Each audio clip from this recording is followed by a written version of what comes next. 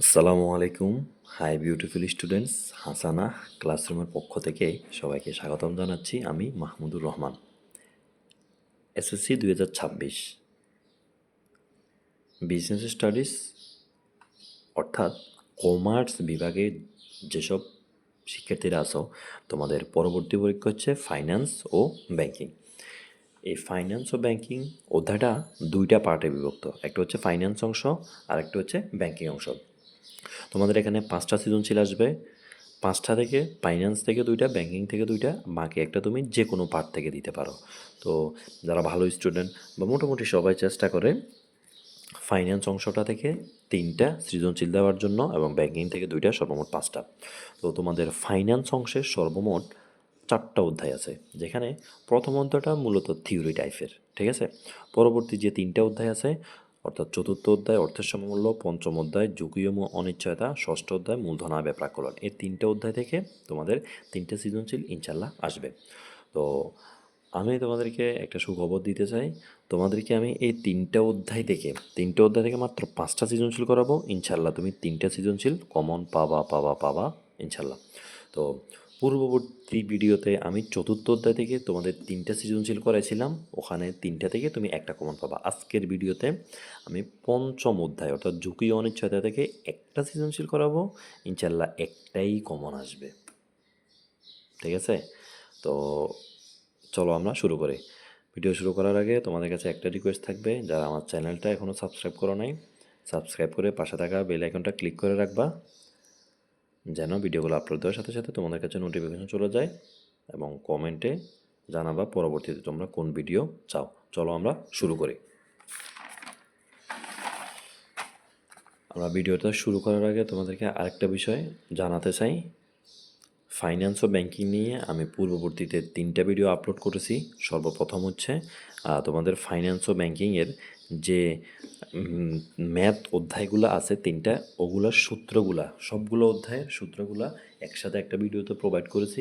দ্বিতীয় ভিডিওটাতে তোমাদেরকে এসকিউ সাজেশন দিয়েছি, এবং তৃতীয় ভিডিওটা থেকে আমি চতুর্থ অধ্যায়ে যে 3টে সৃজনশীল করাইছি, ওই 3টা সৃজনশীল তোমাদেরকে প্রোভাইড করেছি। তো তোমাদের কাছে রিকোয়েস্ট থাকবে, তোমরা পূর্ববর্তী 3টা ভিডিও দেখে নিবা, তোমাদের খুবই উপকার আসবে। এবং এই ভিডিওর পরবর্তীতে আমি তোমাদের ফাইন্যান্স সংক্রান্ত জাস্ট আরেকটা ভিডিও দেবো, ওইটা হচ্ছে ষষ্ঠ অধ্যায় থেকে তুমি একটা সৃজনশীল করলে একটাই কমন পাবা। তো ওই ভিডিওটা দেখার আমন্ত্রণ জানিয়ে আমি ভিডিওটা শুরু করছি। চলো।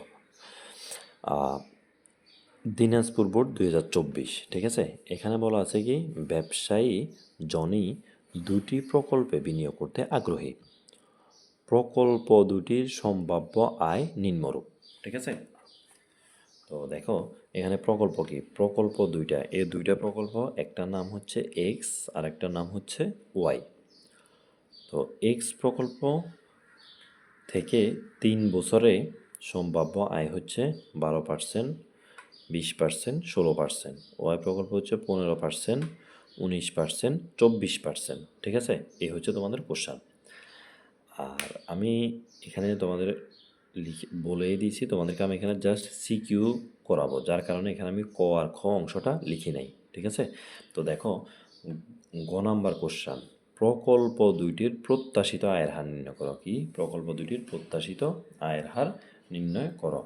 এরপরে হচ্ছে ঘ নাম্বার, যেটা ওই ঘ নাম্বারটা হচ্ছে ঝুঁকি ঝুঁকি নির্ণয় করে কোন প্রকল্পে ব্যবসায়ী জনের বিনিয়োগ করা উচিত বিশ্লেষণ করো।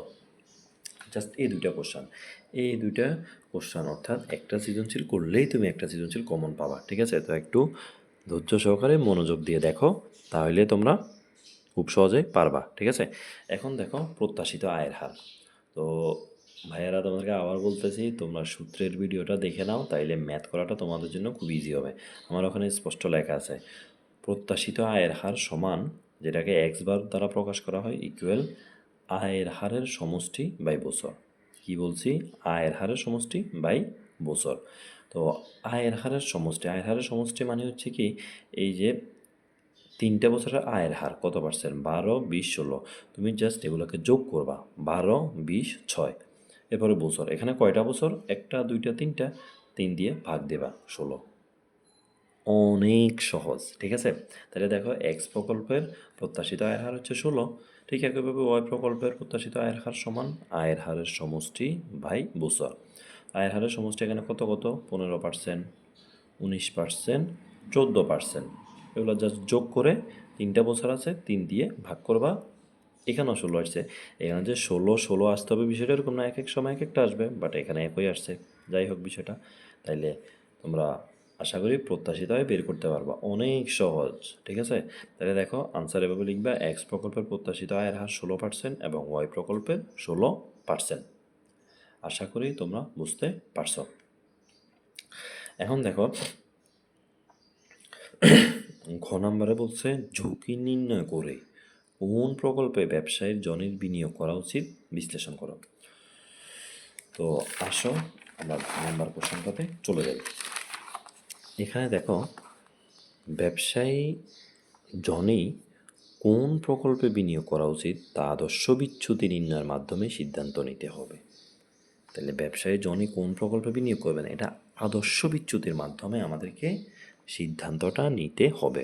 অর্থাৎ আমরা এখানে এক্স প্রকল্প এবং ওয়াই প্রকল্প এই দুইটা প্রকল্পের আলাদা আলাদা আদর্শ বিচ্যুতি নির্ণয় করব। ওই আদর্শ বিচ্যুতির যে মানটা বের হবে ওখান থেকেই আমরা ব্যাখ্যাটা দিব, ঠিক আছে? তো চলো আমরা দেখি।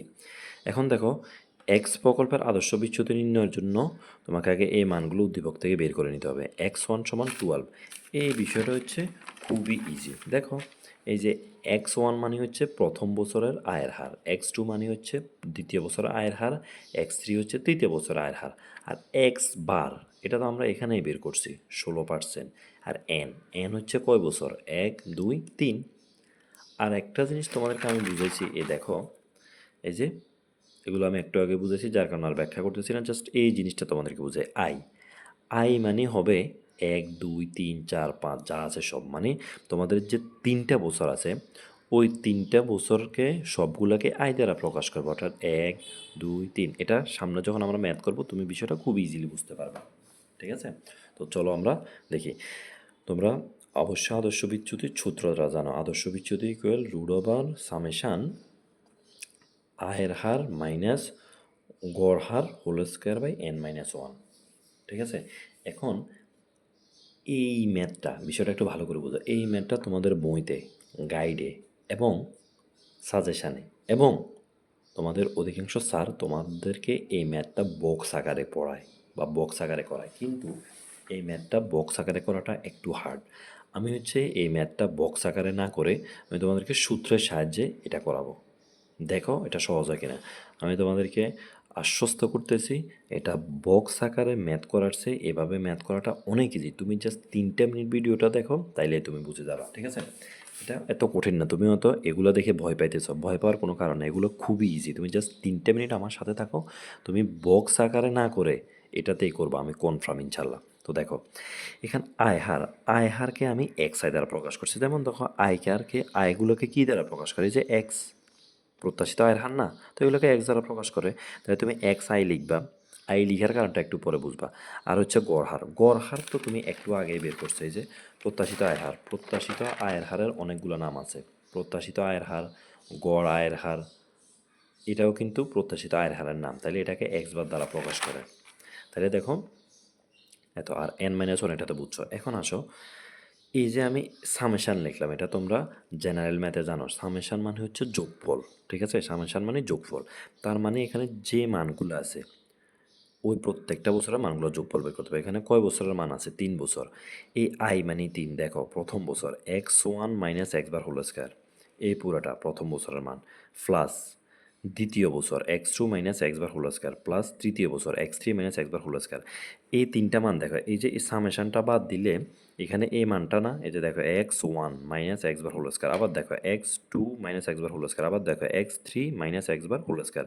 এটা আমি 3বার লিখছি এবং যোগ করছি, যোগ করার কারণ হচ্ছে এখানে সামেশান, ঠিক আছে? সামেশান মানে যতগুলা বছর আছে, 1টা বছর 2টা বছর 3টা বছর, এই 3টা বছরের মানগুলোকে তুমি যোগ করবা। আশা করি এবার তোমরা আয়ের মানটা বুঝতে পারছো। এখানে যদি 5টা থাকতো তাহলে আয়ের মান হয়তো 5 পর্যন্ত, ঠিক আছে? তাহলে দেখো তুমি হয়তো দেখে ভয় পাইছিলে, কিন্তু বিষয়টা এখন খুবই ইজি। অর্থাৎ একটা সূত্রই তুমি 3বার করবা, যোগ করে দেবা, যেহেতু এখানে বছর 3টা। ঠিক আছে, এখন আসলে আমরা মানগুলো বসাই, খুবই সহজ। x1 এর মান 12, x বার 16, এরপরে হোল স্কোয়ার, প্লাস x2 এর মান 20, x বার হচ্ছে 16 হোল স্কোয়ার, প্লাস x3 এর মান হচ্ছে 16, x বার হচ্ছে 16 হোল স্কোয়ার। 3 থেকে 2 বাদ দিলে, 1 বাদ দিলে 2। দেখো বিষয়টা খুবই সিম্পল। এরপরে দেখো তুমি 12 থেকে 16 বাদ দিলে 4 থাকবে, 4কে স্কোয়ার করবা 16 আসবে। 20 থেকে 16 বাদ দিলে 4, 4কে স্কোয়ার করবা 16 আসবে। 16 থেকে 16 বাদ দিলে 0, 0কে স্কোয়ার করলে 0 আসবে। দেখো আমি বিষয়টা তোমাদেরকে দেখিয়ে দিয়েছি। আর নিচে 2 থাকবে, 16 আর 16 যোগ করবা 32/2, বা দ্বারা ভাগ করবা 16, √16 করবা 4, অর্থাৎ এক্স প্রকল্পের আদর্শ বিচ্যুতি 4। এখন ভাইয়ারা তোমরা বলো, তোমরা তো আগে আমাদের স্যারদের কাছে বা গাইড থেকে বা বই থেকে তোমরা বক্স আকারে করছো, ওই বক্স আকারে করাচ্ছে আমার এই নিয়মে করাটা কি সহজ ছিল না কঠিন ছিল, সবাই কমেন্টে জানাবা। চলো ঠিক একইভাবে আমরা ওয়াই প্রকল্পটা বের করবো, আর এটা আমি খুব দ্রুত করব, কারণ তোমাদের এখন 1 মিনিট সময় অনেক ইম্পর্টেন্ট, যে এটা পুরোটাই আগেরটার মতো। তো তুমি এখন ওয়াই প্রকল্পের মানগুলো লিখবা, x1, x2, x3, x bar 16, n 3 R i হচ্ছে এটা। এখন ওয়াই প্রকল্পের x বার 16 কোত্থেকে পাইছি, এই যে আমরা এটা এখানে বের করছিলাম। ওয়াই প্রকল্পের x বার হচ্ছে 16 আর মান হচ্ছে এগুলো 15, 19, 14। ঠিক একইভাবে আমরা আগের মতো একটা সূত্র লিখব ওয়াই প্রকল্পের জন্য, একই সূত্র হবে। দেখো সামেশান, আমি এটার বেশি বুঝাবো না, যেহেতু একবার বুঝে ফেলছি। আয় হার মাইনাস গড় হার হোল স্কয়ার n-1। এটা মাথায় রাখবা, ম্যাথ খুব কম কথায় বুঝতে হয়, বেশি কথায় ম্যাথ বুঝলে ঘোলাই ফেলবা। ঠিক আছে, দেখো আয় হারকে এক্স আই, গড় হার x bar whole square n। তো এখানেও 3টা বছর আছে, তাইলে এই একই মানটা এখানে 3বার বসবে, x1 minus x bar whole square, আবার x2 minus x bar whole square, x3 minus x bar whole square, সামেশানের কারণে প্লাস বসবে n-1। এখানে তুমি মানগুলো বসাও, x1 এর মান 15 মাইনাস 16, এই যে যেখানে তোমাকে মানগুলো আমি দেখাইছি 15, 19, 14, 16, 3, জাস্ট মানগুলো ওখান থেকে বসাইবা। 15 minus 16 whole square, 19 minus 16 whole square, 14 minus 16 whole square, n এর মান হচ্ছে 3 মাইনাস 1। তুমি 15 থেকে 16টা মাইনাস করো, 1 স্কয়ার 1 আসবে। 19 থেকে 16টা বাদ দাও, 3 স্কয়ার 9। 16 থেকে 14 থেকে 16 বাদ দাও, -2। এবার -2কে হোল স্কয়ার করলে প্লাস হয়ে যাবে 4। সবগুলো যোগ করো, যোগ করলে দেখবা এখানে আসবে 14, 9 কে 10, 10 একে 4, 14, 14কে 2 দ্বারা ভাগ করলে 7, √7 করবা, আনসার আসবে 2.65। তাইলে ওয়াই প্রকল্পের আদর্শ বিচ্যুতি 2.65। এখন দেখো ভাইয়ার, আমাদের ম্যাথটা কিন্তু এখনও শেষ হয় নাই। তোমাদের কাছে একটা রিকোয়েস্ট থাকবে, আমি ম্যাথটা করানোর পরে 1 মিনিটে তোমাদেরকে আরেকটা জিনিস বুঝাবো, তোমরা ভিডিওটা সর্বশেষ পর্যন্ত বুঝবো। আবার বলতেছি, ম্যাথটা এই জিনিসটা বোঝানোর পরে তোমাদেরকে 1 মিনিট এই অধ্যায়ের একটা সবচেয়ে ইম্পর্টেন্ট হ্যাক্স বলবো, তোমরা শেষ পর্যন্ত ভিডিওটা দেখবা। তাইলে দেখো, এখন আমরা ব্যাখ্যা দিব। উদ্দীপকের এক্স ও ওয়াই প্রকল্পের প্রত্যাশিত আয়ের হার সমান। প্রত্যাশিত আয়ের হার সমান, কোথায় প্রত্যাশিত আয়ের হার সমান? এই যে তুমি দেখো, প্রত্যাশিত আয়ের হার এখানেও 16 বের হয়েছে, এখানেও 16 বের হয়েছে, এখানে এই জিনিসটা বুঝেছি। কিন্তু প্রত্যাশিত আয়ের হার দিয়ে ব্যাখ্যা দেওয়া যাবে না, অর্থাৎ 16%। তবে এক্স প্রকল্পের আদর্শ বিচ্যুতি 4%, যেটা একটু আগে বের হয়েছে, আর ওয়াই প্রকল্পের আদর্শ বিচ্যুতি 2.65। এখন আমরা জানি আদর্শ বিচ্যুতি ছোট মান কম ঝুঁকি নির্দেশ করে, জাস্ট এই লাইনটাই তুমি মাথায় রাখবা।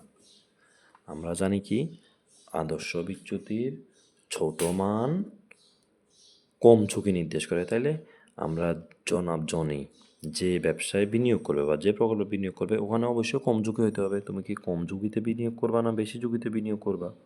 অবশ্যই কম ঝুঁকি। তাহলে এখানে ঝুঁকি কম কোথায়? এখানে স্পষ্ট বলা আছে আদর্শ বিচ্যুতির ছোট মানটা কম ঝুঁকি নির্দেশ করে। ঠিক আছে, তাহলে ছোট মান কোনটা? ওয়াই প্রকল্প। দেখো ওয়াই প্রকল্প লেস দেন এক্স প্রকল্প। ওয়াই প্রকল্পের মানটা বসাইবা 2.65, এক্স প্রকল্প 4, তাহলে 2.65 4 থেকে ছোট, সুতরাং ব্যবসায়ী জনই ওয়াই প্রকল্পে বিনিয়োগ করা উচিত। আশা করি তোমরা পুরা ম্যাথটা বুঝতে পারছো। এখন দেখো ভাইয়ার, আমি তোমাদেরকে একটা কথা বলি, ওই কথাটা হচ্ছে তোমাদের এই ম্যাথ এই অধ্যায় এই সৃজনশীলটাতে এটা এভাবে আসছে, বাট তোমাদের সৃজনশীলটা ঘুরেও আসতে পারে।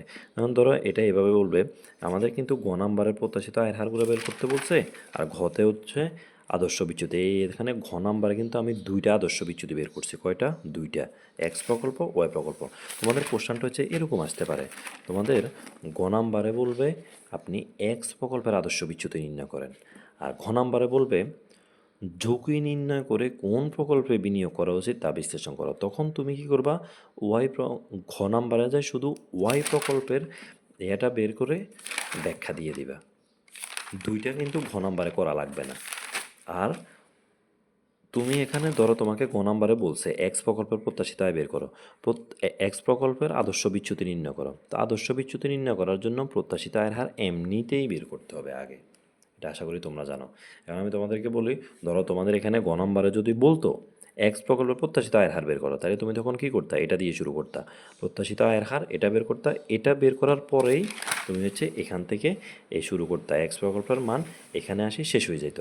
এবং ঘ নাম্বারে যাই তুমি কি করতা? তোমাকে বলতো এক্স এবং মানে ঝুঁকি নির্ণয় করে কোন প্রকল্পে বিনিয়োগ করেছে। যেমন তোমরা যারা আমার আগের ভিডিওটা করেছো তৃতীয় অধ্যায়ে, ওখানে দেখছো দুইটা প্রকল্প দেওয়া থাকে, ঘ নাম্বারে একটা প্রকল্পের মান বের করতে বলে, ঘ নাম্বারে কোনটাতে বিনিয়োগ করা উচিত, তখন আমরা ঘ নাম্বারে অপর প্রকল্পের মান বের করে ব্যাখ্যা দিই। এখানেও ঠিক এরকম, এখানে তখন তুমি যখন বলতো দুইটা প্রকল্প থেকে কোনটা বিনিয়োগ করা উচিত, তাহলে এক্সের মান তো তুমি বের করে ফেলছো, তো তুমি এখন ওয়াই এর মানটা বের করবা। ওয়াই এর মান বের করার জন্য তুমি কি করতে? শুরুতে এই মানটা বের করতাম ঘ নাম্বারে, কোথায়? ঘতে। ঠিক আছে, এটা বের করে সরাসরি তুমি হচ্ছে যে এই যে ওয়াই প্রকল্পের আদর্শ বিচ্যুতিটা নির্ণয় করতা, নির্ণয় করে এভাবে ব্যাখ্যা দিয়ে দিতা। আশা করি তোমরা আমার কথাটা বুঝতে পারছো। তো ঠিক আছে ভাইয়েরা, তোমরা আমার আগের যে 3টে ভিডিও আপলোড করেছি ওই ভিডিওগুলো দেখবা, এবং এই ভিডিওটার পরবর্তী আমি জাস্ট আর একটা ভিডিও দিব। ওইটা হচ্ছে ষষ্ঠ অধ্যায় থেকে তোমরা একটা সৃজনশীল করলে একটাই কমন পাবা। তো ওই ভিডিওটা দেখার আমন্ত্রণ জানিয়ে আজকের মতো তোমাদের থেকে এখানেই বিদায় নিচ্ছি। ভালো থাকো, সুস্থ থাকো, পড়াশোনার সাথে থাকো, তোমাদের জন্য অনেক অনেক অনেক শুভকামনা থাকলো। আল্লাহ হাফেজ, আসসালামু আলাইকুম।